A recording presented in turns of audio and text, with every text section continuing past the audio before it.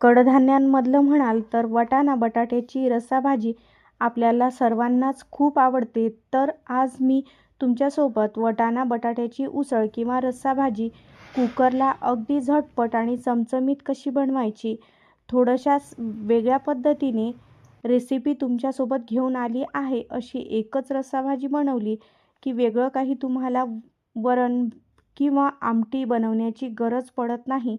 Recipe भरपूर टिप्ससह तुमच्यासोबत share केली आहे, म्हणून अगदी शेवटपर्यंत व्हिडिओ पहा। चला तर मग वेळ न घालवता रेसिपीला सुरुवात करूया।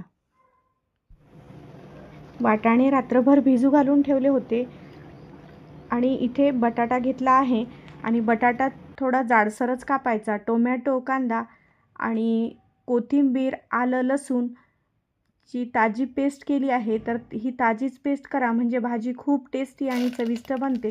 तर ही भाजी आपण कुकरला करणार आहे, एकदम झटपट बनते।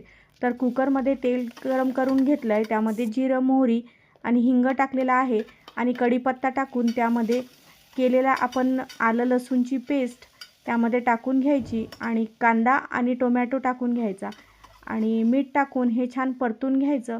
इथे कांदा लसूण मसाला टाकलेला आहे, धनिया पावडर, हळद, मिरची पावडर आणि हे तुम्ही तुमच्या आवडीप्रमाणे कमी जास्त करू शकता। तर हे सगळं टाकून एकत्र करून घ्यायचं आहे। इथे किचन किंग मसाला टाकला आहे, तर किचन किंग मसाल्याने भाजी खूप टेस्टी बनते, तर तुम्ही एकदा नक्की वापरून बघा। तर इथे वाटाणा आणि बटाटा टाकलेला आहे, कोथिंबीर टाकली आणि हे छान परतून घ्यायचं आणि यामध्ये आपण गरम पाणी टाकून घेणार आहे।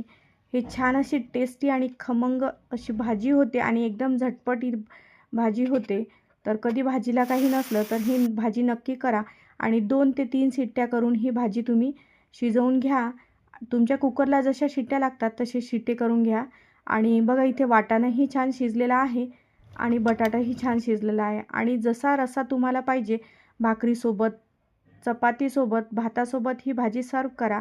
एकदम टेस्टी आणि खमंग लागते, नक्की करून बघा। चॅनलला सबस्क्राईब आणि व्हिडिओला लाईक नक्की करा। धन्यवाद।